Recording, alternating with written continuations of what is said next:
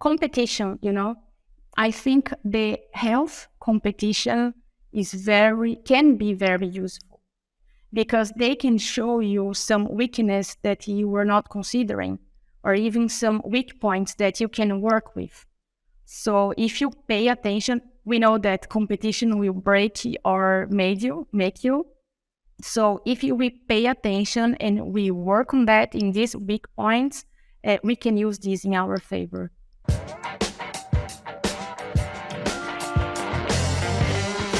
Hi, everyone, and welcome to another Wisenetix podcast episode. I'm Ricardo Vivian, business development lead at Wisenetix, one of the main players when it comes to technical content production in the livestock business.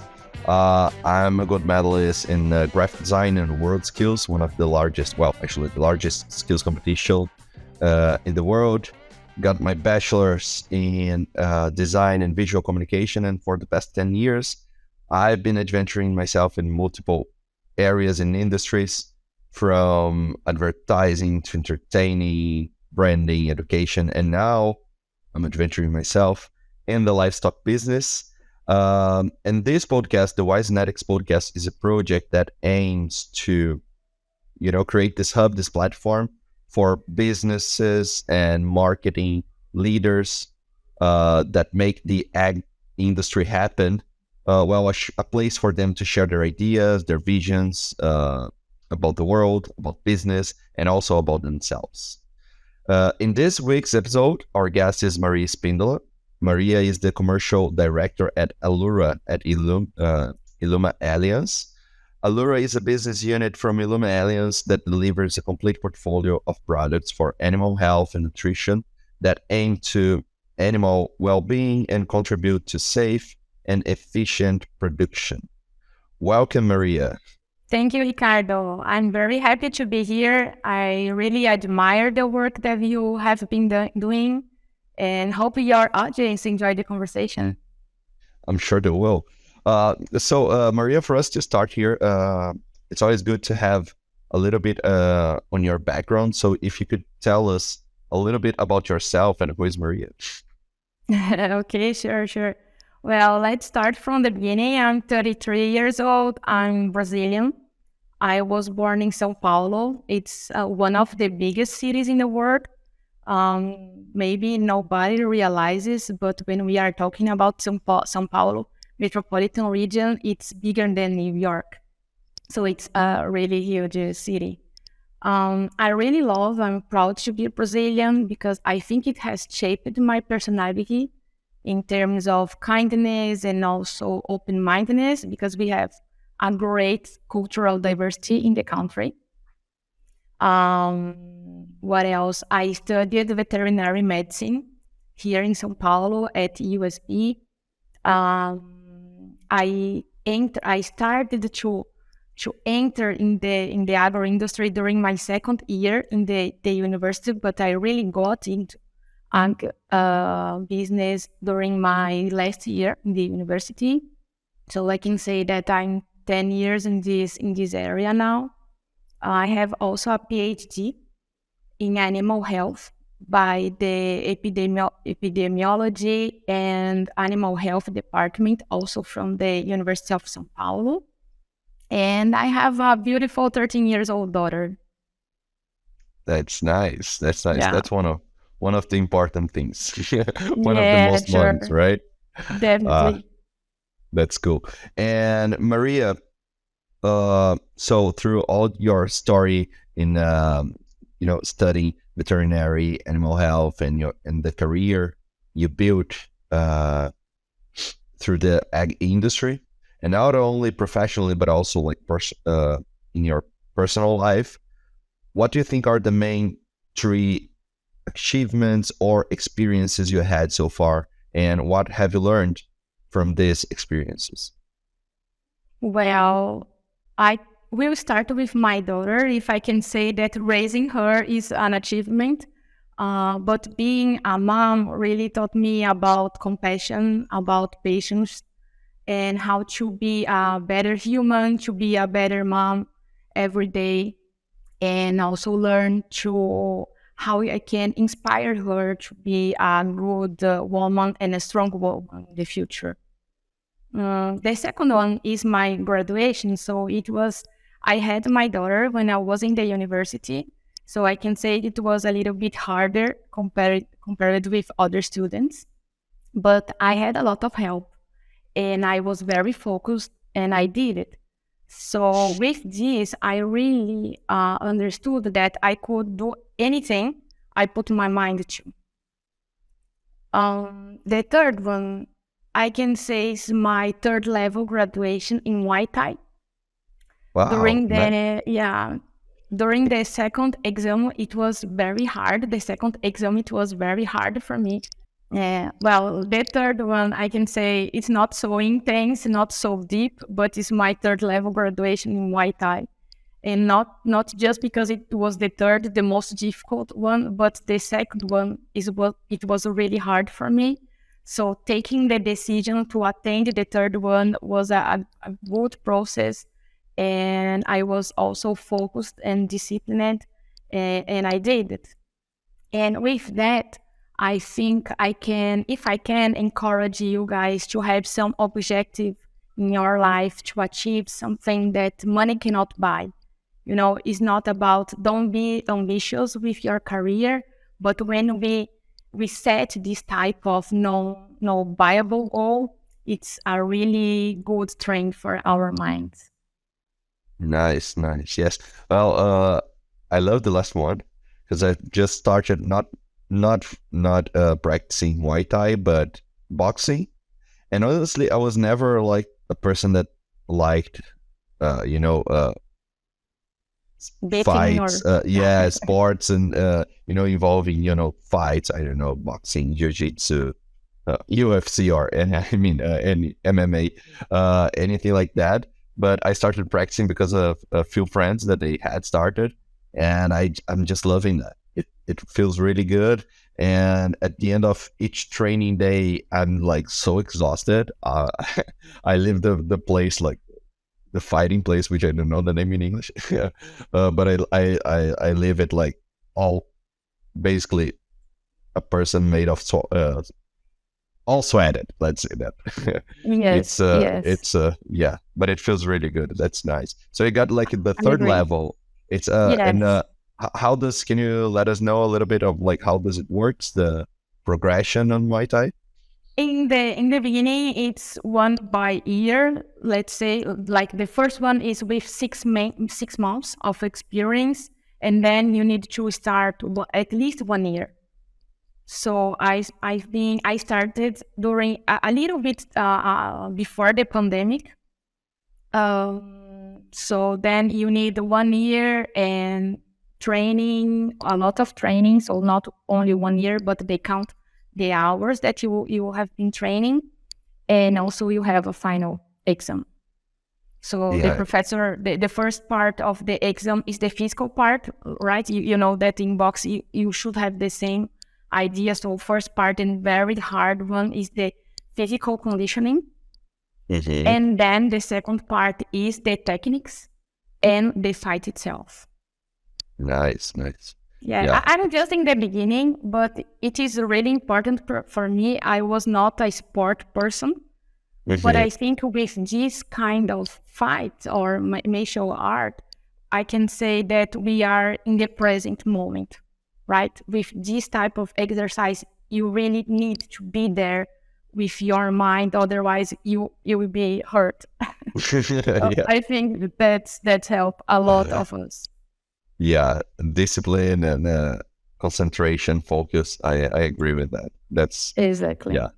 I'm just beginning also, not again in boxing, not Muay Thai, but yeah, it's nice to see the progression we have. Although like we are not anything close to any professional, like it's nice to see how you are in the beginning and how you are at the moment. So it feels really good. I think it's a really good exercise, not only for the body but for the mind, as you mentioned. Um, Yes, and it's all about comparing yourself to yourself from the Perfect. past, right? Yes, yes, perfect. And yeah, it's great. And Maria, so you are a commercial director at Alura. How would your parents describe what you do? Like, how would they say, okay, Maria does that. This is what she does. That's very funny. My father, I think he would say my daughter sell animal feed. Okay. My mom knows I work for an animal additive company. She has some ideas about the different species, so she's more aware. But definitely they don't know about the magnitude of agro-industry in the world. Especially in Brazil, we know that it represents a big part of GDP. It's almost like 30% here in our country. And we are producing and exporting millions of tons of animal protein and grains every year. So it's really huge, and I'm quite sure that they don't know this part. Yeah, that's nice. I'm a designer by formation, and my mother and father. I'd say mostly my father. He would have a hard time explaining exactly what I do. So we always have this question because it's how we transition to the part of the podcast when we start talking more about marketing, about productivity, about business, and basically our guests' views of those topics. And to start here, I have a question that I'd like to ask you, Maria, which Okay. is like, what are the biggest challenges, in your opinion, in terms of marketing and communication that you face today, like in your company? Wow, we have a lot. Budget. First one, but this time of the year, right? Um, Externally, I would say not only for our type of industry, but timing is very important and it's a challenge. Understanding the market in such a level to almost predict years in advance what the solution, the products, the market will need in the future. So the right timing to not do anything neither before or even after is what moves us internally in the company to get to know exactly what is the need or trying to predict something. Also, I think external and internal communication always have space for improvement, always. I would say that we focus especially in internal communication because, Ricardo, I think we are in this period, we are communicating more and more, but not necessarily better. So we really try inside the company to learn about our audience, about our stakeholders. So it's not about, I like to say that we need to improve the information absorption, not only give more information. And we know that we have several barriers to talk with our internal team, to our distributors. We need to think about time zone, idioms. We need to think about technical level barriers. Also the format of the communication, right? It's very important. I really don't like this type of full day theoretical training. I really think it doesn't work. We need to change that urgently. What else regarding challenge? Well, competition, I think the health competition can be very useful because they can show you some weakness that you were not considering or even some weak points that you can work with. So if you pay attention, we know that competition will break or make you. So if we pay attention and we work on that in these weak points, we can use this in our favor. Nice. So you brought the thing about like how you see I really like this, like not only about the amount of information that you provide, but how you're providing that, so in a way that people can digest it, especially now when you're competing not only against the communication of your competitors, but also all the communication and all the information and noise that there is around people in their workday, when they're, I don't know, when they're in their relaxing time. we are being influenced by information all the time. So being able to stand out in the middle of all of that and providing the information in a way that people can understand. Yeah, that's I would put this in my, I don't know, probably top three challenges for communication right now. And you mentioned all the things about like language, time zones for communication, and probably also adding here culture.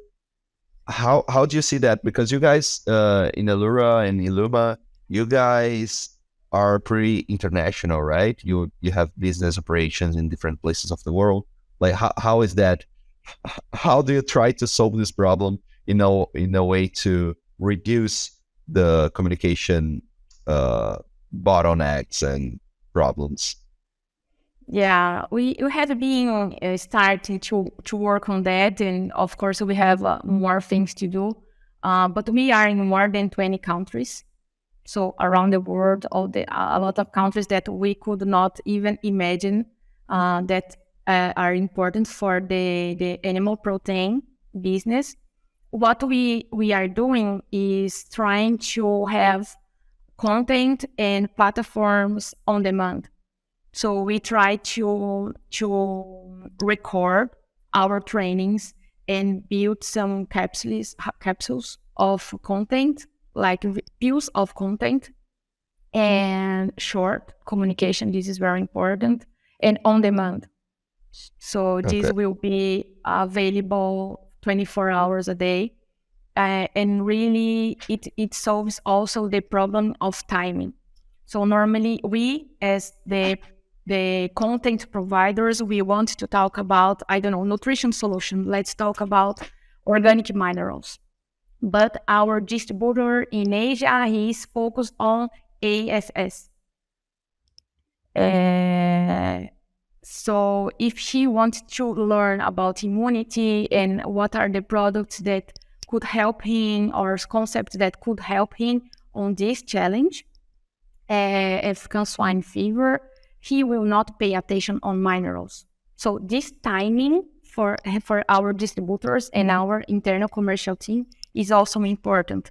So when what we are trying to do is really to have all the content digested, as you said, so they can access considering their demand, their requirement. Perfect. Yeah, there's one thing that the digital media in general, podcasts or YouTube videos, all of that. That's the magic it makes to me. It's like making it so accessible. And if you're smart enough to know it enough to use it in a format that suits people's necessities and you know routine realities when people don't have a lot of time to go to basically to be dedicated to this education or anything like that. It's really important to have those, like, not only the digital format that provides this accessibility, but also these short pills, this objective content where they will get the message, they will learn, they will, if they need, they'll probably have to rewatch it, re-listen, because, well, we need to absorb, and nowadays it's a challenge, but It's a challenge. it's a great thing. We live in a moment that it's really different. Like a few years ago, you wouldn't be able to, I don't know, 20 years ago, that would be a huge challenge. And right now the tools are with us, right? So it's good to be, Yes. to live this Yeah, we moment. have, and we have a very good success example in our company, because we made a trial. We had the same content published in different ways. So we had the very technical article.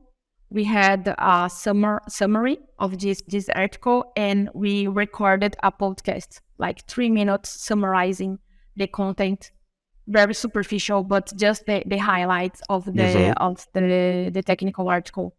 So it was very funny, and also the different profiles of the people on our team, and how they could start with the podcast because we could get their attention to go to the report, or some profiles got directly into the technical report, so we could have generate a lead inside the company. So it was very, very nice to see. Nice, nice. And this is another point. Like every industry now is using much more digital tools, and social media, podcasts, like anything digital. Even like it was a little bit of taboo, I believe, a few years ago. Like, hey, people that are I don't know, are in the countryside, they will not use that much. But right now, when I look at the livestock business, this is something. Uh, I think we are in a moment that more and more marketing managers, people that work with communication and all of that, they are starting to understand better the necessity to diverse the way, like have specific ways to deliver the same content according to the platform, right? So social media, okay, Facebook is a social media, LinkedIn is a social media, Twitter is a social media.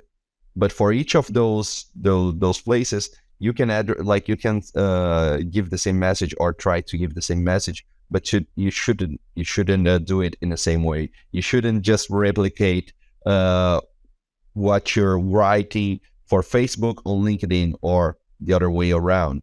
You know, Exactly.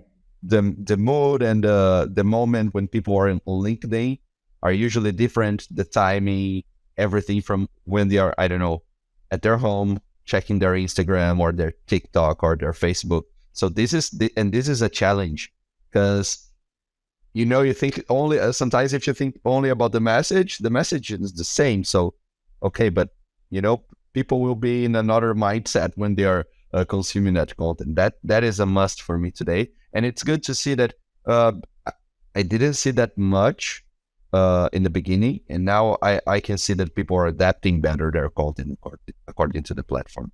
So that's Yeah, a good we one. are just starting, right? In our industry, we are just Yeah, starting, but it's good to see the movement. I agree with you. perfect. And one thing you brought before, just fishy subject from before, Maria. You were talking about one of the important things for you, Alura, Iluma, is to understand timing and get prepared for the future, for market changes, and and not only to launch, I don't know, the right product, but at the right time. When the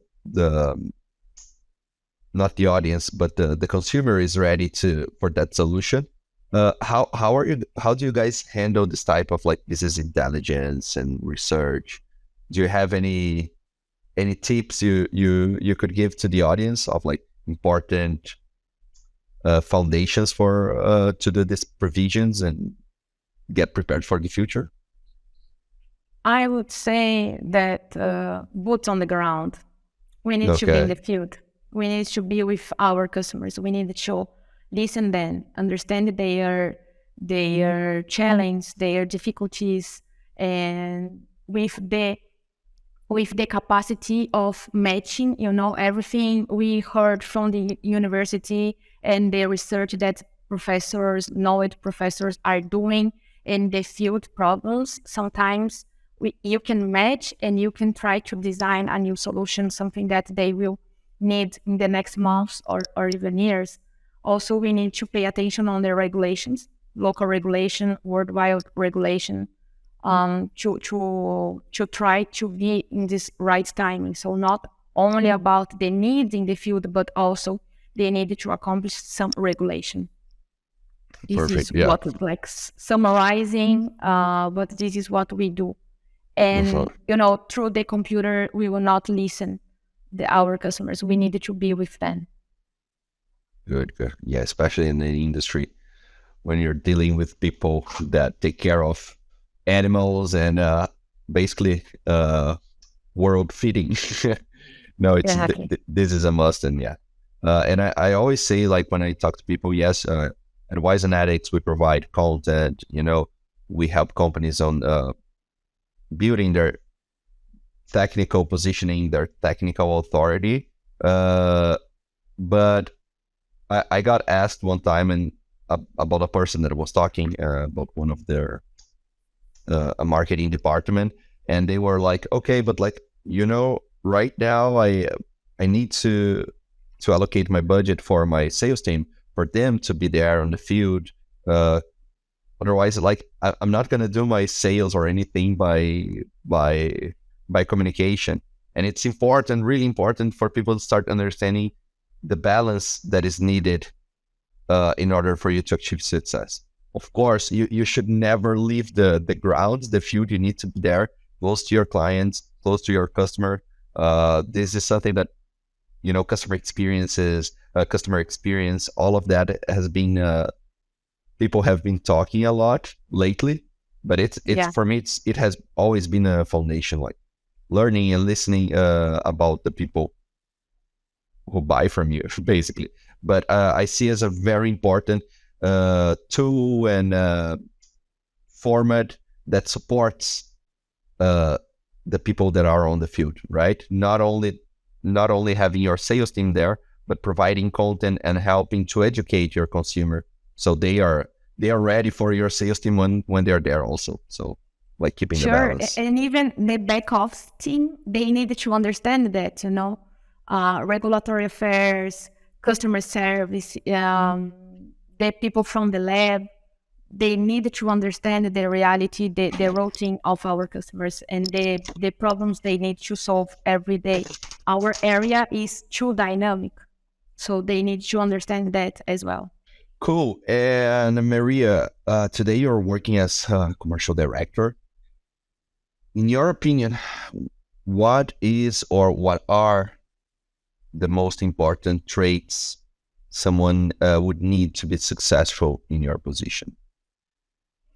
Well, in my opinion, I think to be a trustworthy person, learn how to encourage your team to be as well.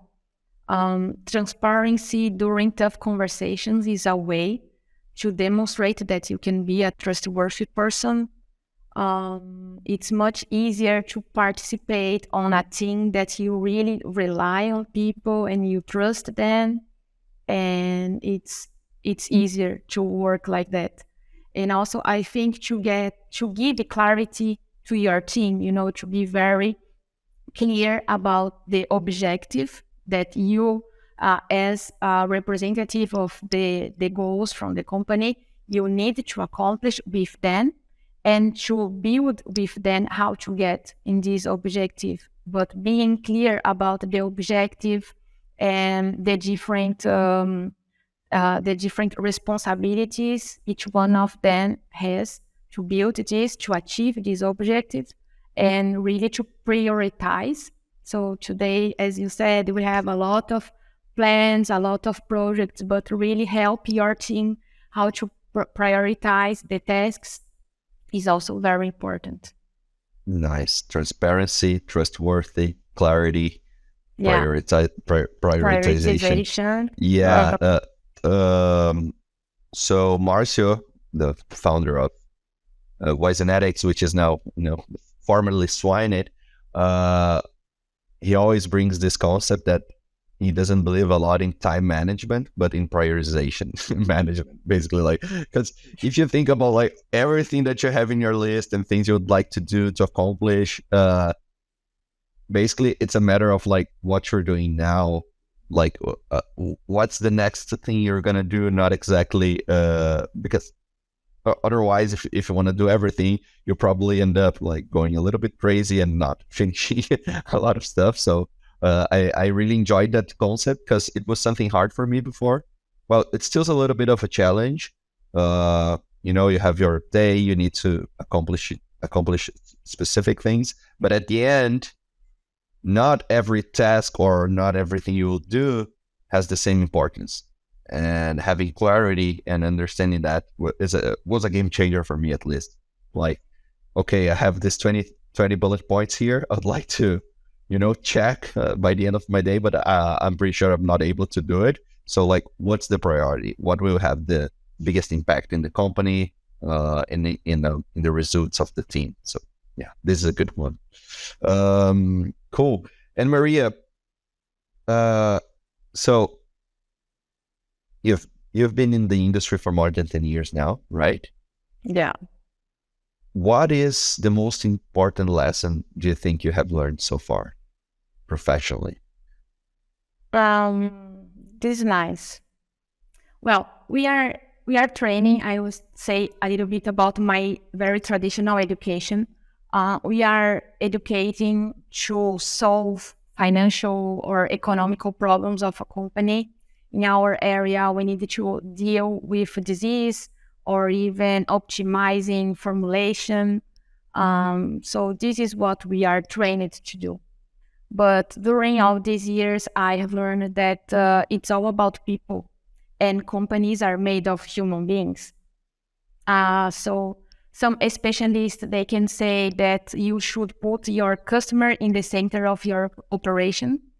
Other people can say that you need to take care of your employees. This way they will support the customers better. But if you think in these two sides, you will achieve the center that is the human being, right?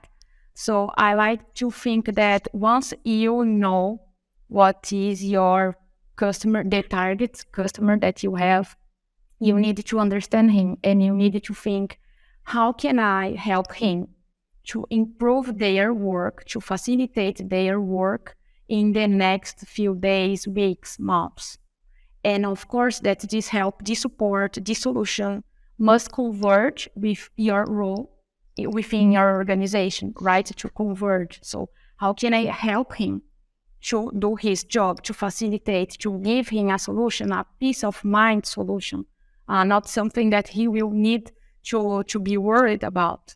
So it's all about win-win relationships and win-win projects. And when we learn that, the flow is quite better.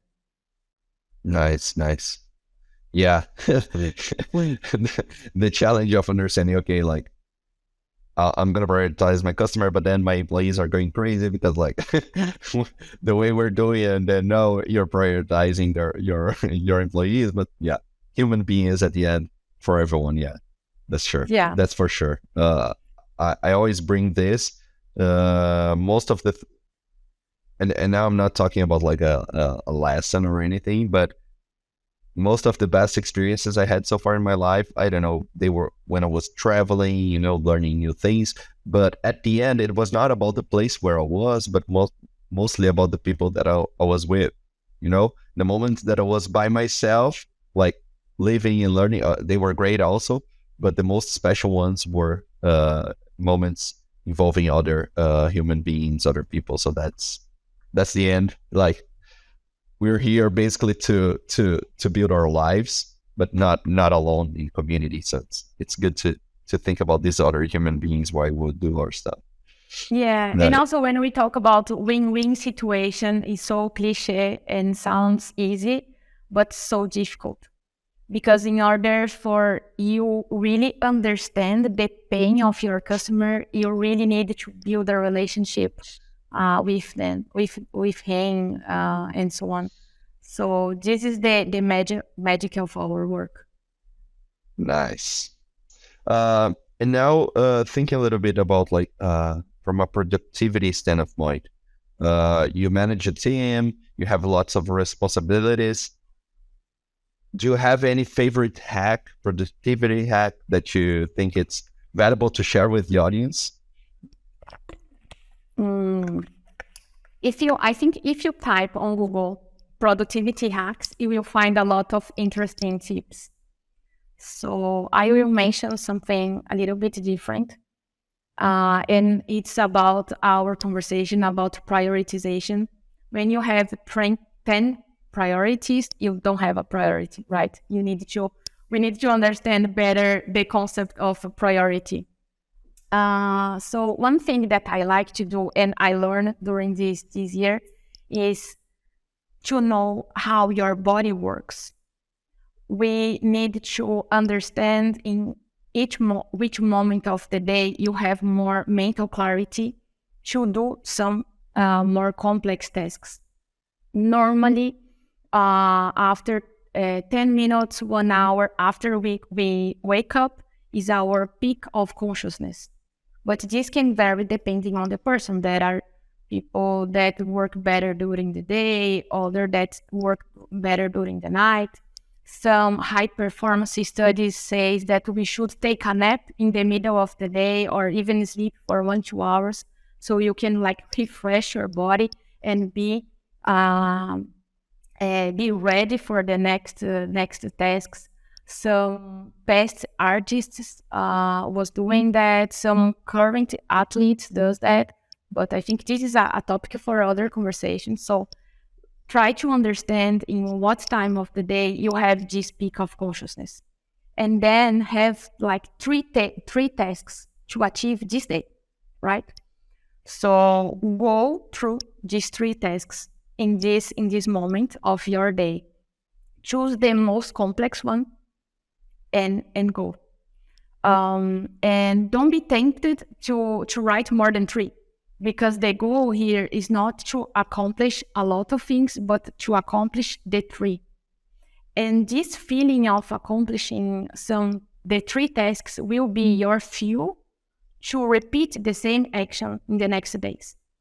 Once you do that, you see that consistency is the best thing that we can have in our routine, because it can really train your mind, and this will become automatic. So this is not like a app or something like that, the timing apps that I really like, but it's more about ourselves and how we work in order to deliver a better work. Nice. I've never thought about this, and like how if you're taking a nap, I don't know, after your lunch, yes, you're as you mentioned, when you wake up, the first minutes there, it's when you have like the most clarity or consciousness. After So 30 minutes, 1 hour, like we need to have a time. Okay, yeah, but I mean, if you sleep again, you're gonna have that moment again. So that's one thing. That's cool. Okay, I'm understanding. You know Cristiano Ronaldo? Yeah. In some part of his life, he was taking 5 naps. 5 naps. Okay. That would be a little bit hard for me to put in my schedule, but wow. It's really hard. We don't need to be extreme because we are not high performance athletes, but the concept, I really like the concept, Well, and you cannot say he doesn't get the results, right? Right. He's one of the person that really gets the results that he aims. That's cool. Yeah.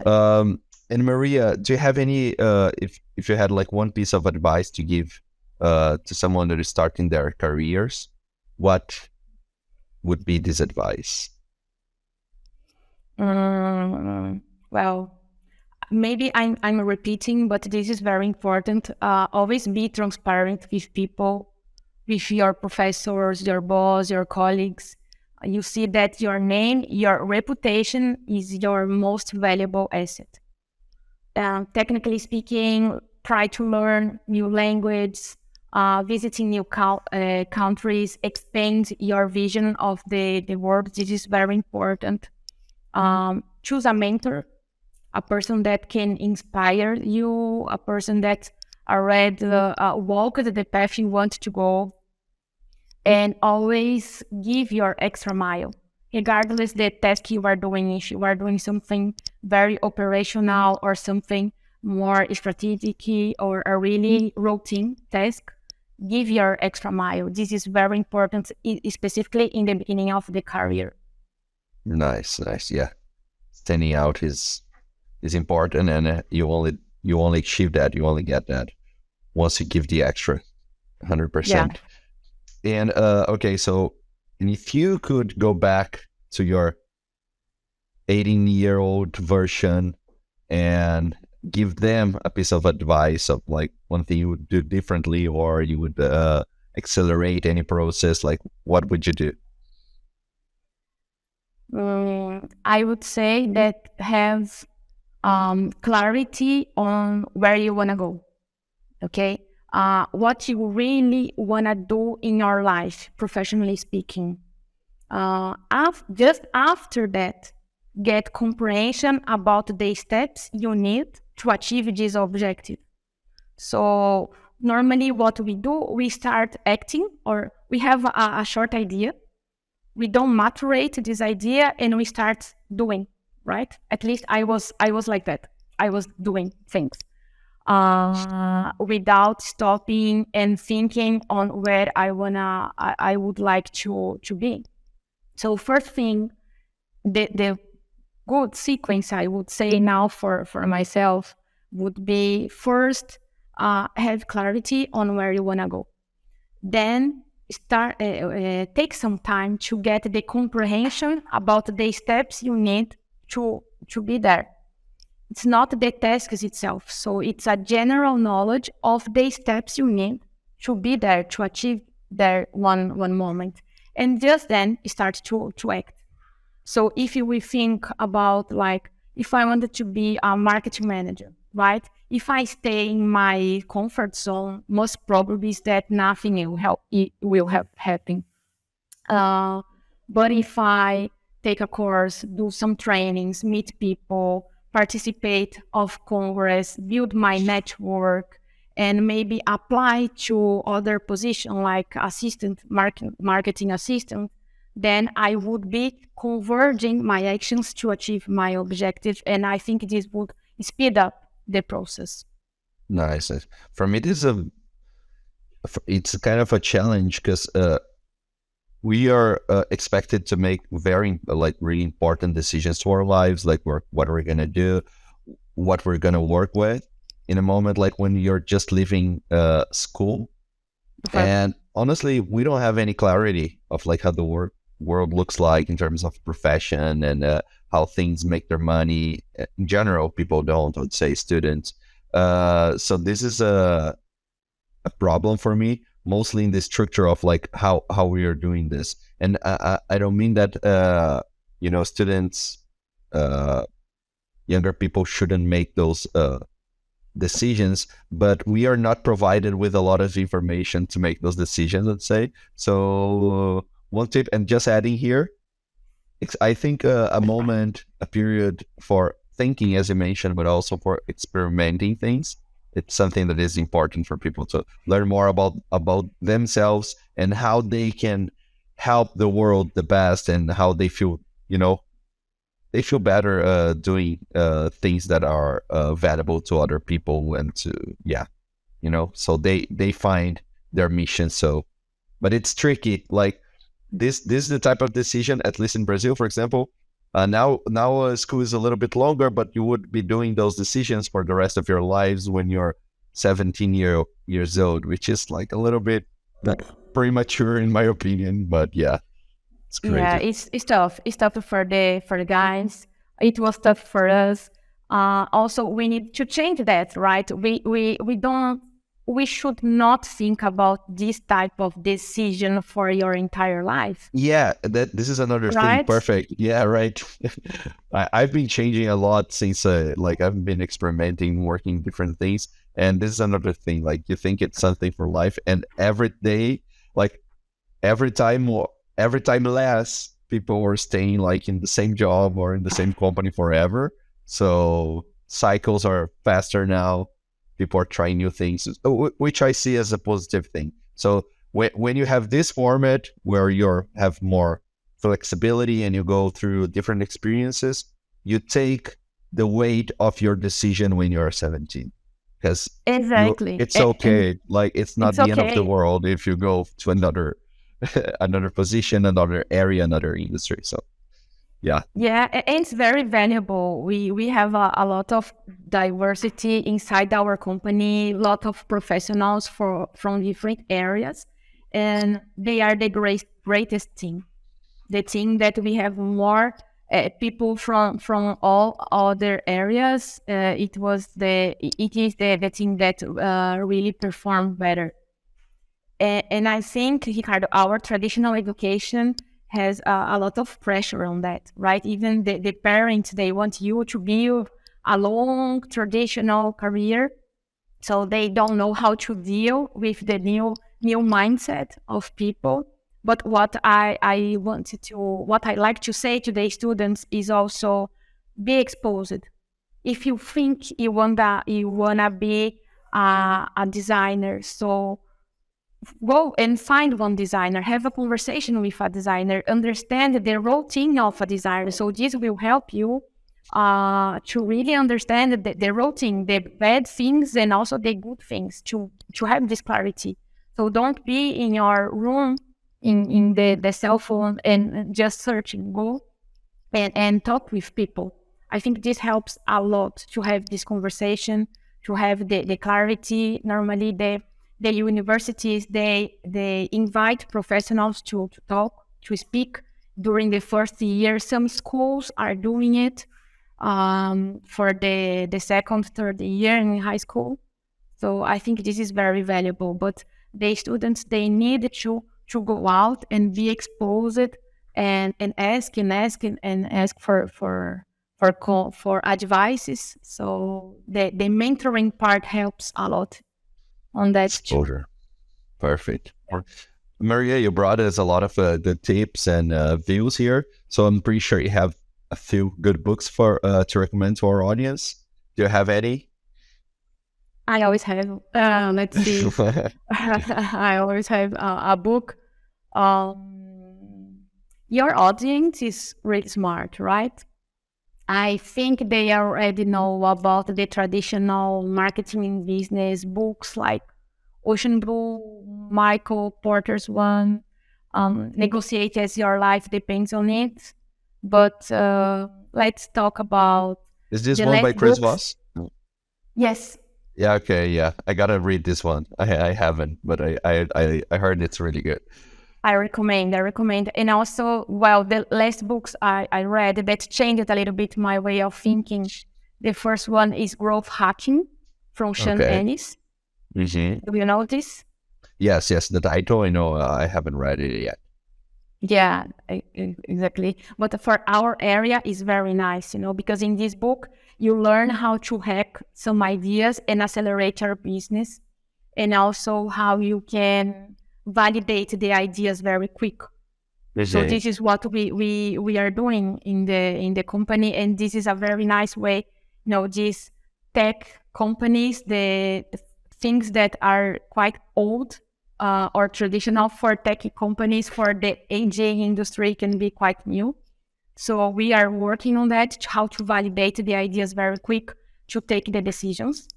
And this was because of this growth hacking concept. I also read a very interesting book I could recommend, quite different, but the name is Zero Limits from Joy Vitale, talking about the history of a doctor from Hawaii, Dr. Hugh Lin. And this doctor changed, he deactivated with the thing that I will mention, but he could deactivate the entire psychiatric hospital because after a while, it had no more patients. How he did it? He started to repeat some specific sentences that raised the vibrational frequency of the place. So this is very interesting when we start to talk about frequency and energy, and this is a real life book. And also a podcast, is not a book, but a podcast about this part about mentalism. It's the name is CIMT. It's CIMT. CIMT. It's a couple. They talk about how having a strong mind can shape your reality, and they demonstrate it in their own lives, in their routine, in the achievements that they do. Is a really lifestyle that breaks a lot of paradigms that we have. So I really recommend this as well. CIMT, right? Yeah, Nice. Like, they and have content in English as well. oh, nice. Good. Gonna check this out today. Yeah. Maria, thanks a lot for the talk. We are coming to the end here. Great inputs, great insights. And if you have any place where the audience could you find you online? Do you have like social media, LinkedIn? Well, sure. Well, in LinkedIn, you can find me as Maria Spindola, quite easy. And on Instagram, Ma Spindola. It will Okay. be a pleasure to exchange with the guys. Yeah, perfect. And Maria's name and surname and last name are going to be in the description of the episode here. Okay. Maria, thanks a lot for coming. It was a great conversation, and hopefully we can do this again in the future. Yeah, sure. Thanks, Ricardo. It was quite fun.